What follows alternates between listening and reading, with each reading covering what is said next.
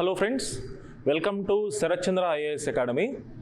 In this video, let us go through some of the important governors general that ruled India, those who ruled India between 1773 to 1857, important governors general.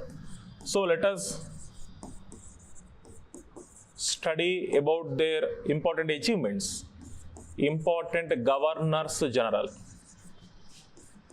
The first governor general that was sent to India was in 1773, and he ruled up to 1785, called Warren Hastings.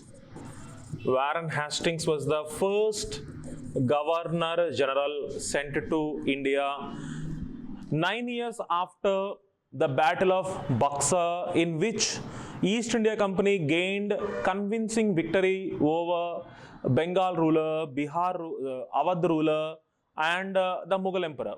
So, what was done by Warren Hastings when he ruled India for more than 13 years? So, he was the first governor general of Bengal, and he ended the dual system of governance, in which the administrative responsibilities were in the hands of the Bengal rulers, and the financial privileges and financial powers were in the hands of the East India Company. Very unfair system that was ended. And during his time, Regulating Act of 1773 was also passed, and he was very interested about Indian culture and languages and religious systems. And for that, so he helped in the founding of Asiatic Society of Royal Asiatic Society of Bengal. That was founded with his help and patronage in Calcutta.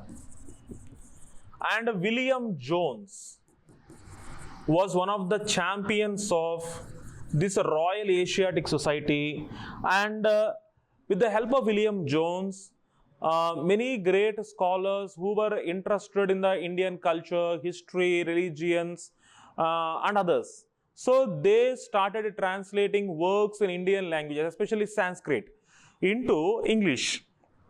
So Indian culture, languages, and religions, history was slowly made known to the Europeans through the contributions of William Jones and the Asiatic Society of India, and these are called Orientalists. The people of Europe who were greatly interested in the study of India, these are called Orientalists. So that also started during the time of Warren Hastings. Next one, another important act was also passed called Pitt's India Act of 1784, in order to amend some of the faults of Regulating Act of 1773, called Pitt's India Act, were also passed during the time of Warren Hastings. The second Governor General was Lord Cornwallis. So he was the Governor General between 1786 to 1793. So he was the Governor General called Lord Cornwallis. So Lord Cornwallis established, to a certain extent we can call, was the founder of a judicial system of the British. Judicial system and judicial procedures were established by Warren Hastings. He was also famous for his Cornwallis Code. Cornwallis Code. But one of the faults of Cornwallis was that he was a racist. He did not allow Indians to become a part of the administration, even at the lower levels, because he thought that Indians, because they were dark, they were not eligible, they did not have the abilities or the necessary skills or abilities to run the administration honestly. So during his time, a Sanskrit college was also founded at Benares. Benares Sanskrit College was founded during his time under his patronage, because they were interested in learning about Indian laws, religious, already explained. So in order to better administer India, And he was also very important for establishing a new revenue settlement system called permanent settlement. He was also the person who introduced the system of permanent settlement. So permanent settlement means the settlement, revenue settlement with the landlords of Bengal was permanent. So until and unless they were a default on their revenue payments.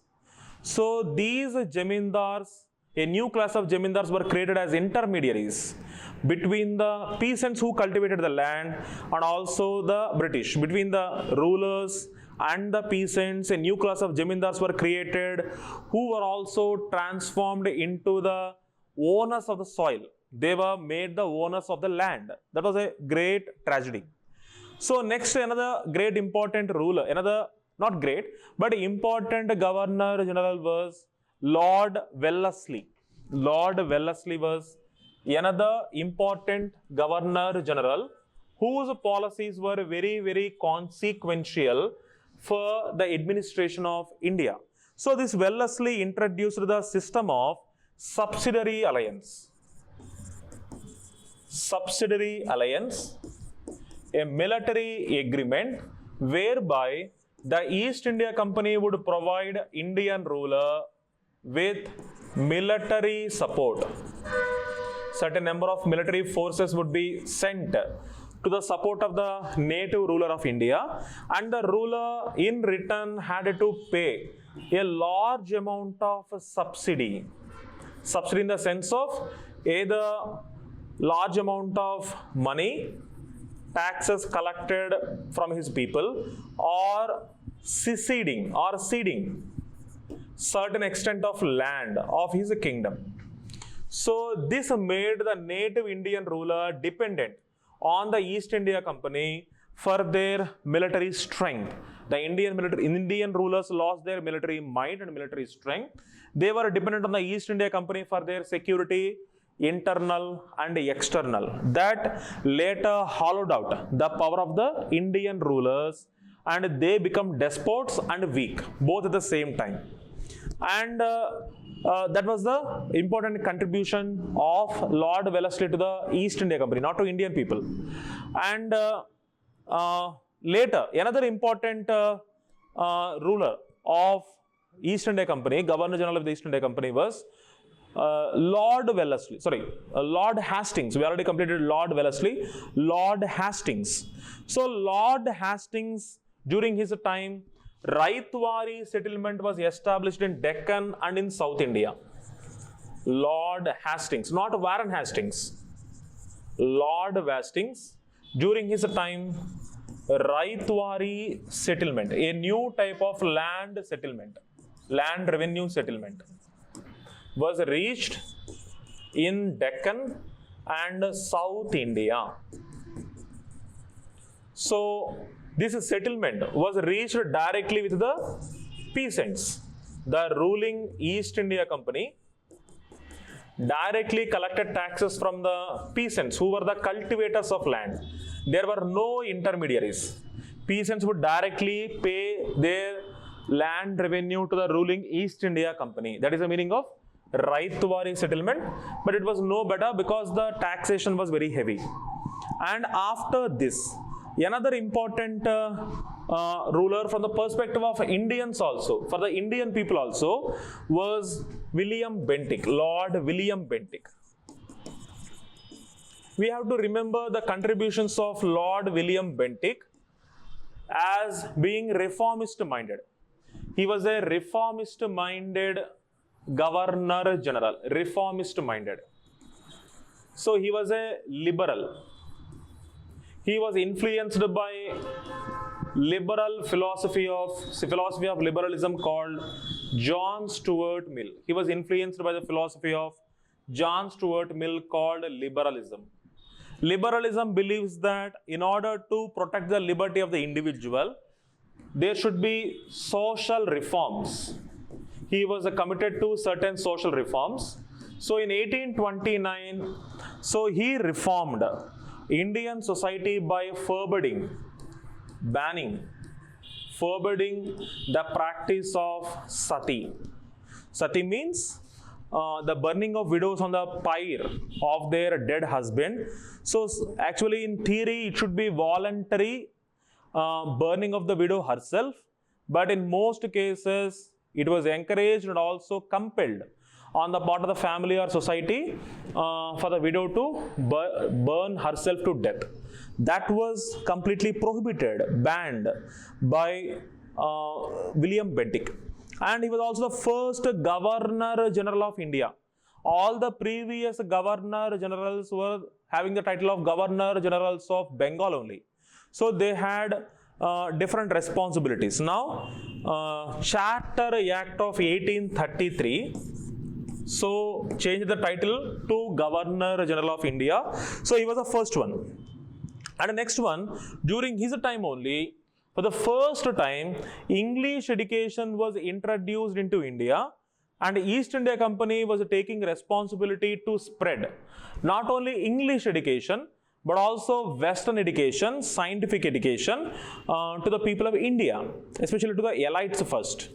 So, Lord William Bentinck, in this particular endeavor of spreading education, Western education in India, by Macaulay, a person called Thomas Babington Macaulay, T.B. Macaulay, so helped William Bentinck to spread Western and modern education in India. And next, another important Governor General was the penultimate Governor General called Lord Dalhousie. Lord Dalhousie was the penultimate one, last but one. So he was considered by historians of both the West and Indian as the foremost cause for the beginning of the Great Revolt of 1857. So he introduced many reforms, some good, some bad, some worst. So what were the worst reforms he introduced? He implemented without any remorse, so without any limitations, doctrine of lapse. What is the meaning of doctrine of lapse? If a native Indian ruler had no biological son, he either had to take permission from the local rulers for adoption, or his kingdom would be lapsed to the East India Company, because they were the paramount power. Because the East India Company was the paramount, supreme power. So it would be the responsibility of the East India Company, according to Dalhousie, to look after the kingdom where the ruler did not have any biological son. So for making adoptions also, the local rulers had to take permission from the East India Company and its residents, officials at their court. Otherwise, their kingdom would be lapsed to the East India Company. So this is the meaning of doctrine of lapse. So according to doctrine of lapse, many important royal dynasties were ended.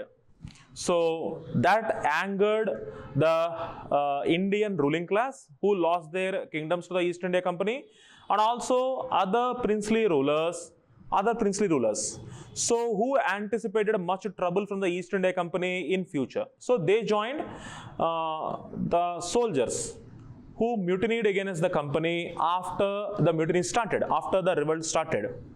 And Dalhousie's rule should also be remembered for the Wood's Dispatch. Wood's Dispatch. Wood's Dispatch means certain recommendations made by Charles Wood, who was the director of Board of Education and the previous director of East India Company. So previous president of the Board of Directors of the East India Company, he made certain recommendations in order to improve the conditions of education in India. And along with this, he was also, Lord Dalhousie was also much remembered for the railway lines that he encouraged in laying, and also postal and telegraph services that he initiated. So for all these works, and also he created a new department under the East India Company called Public Works Department. So wherever necessary. And also Lord Dalhousie was also a reformer. So he abolished. He abolished the ban on widow remarriages. So he allowed widow remarriages. So Widow Remarriages Act. This cause was taken up by the great Indian social reformer called Vidyasagar, Ishwar Chandra Vidyasagar. So one of the greatest reformers after Raja Ram Mohan Rai.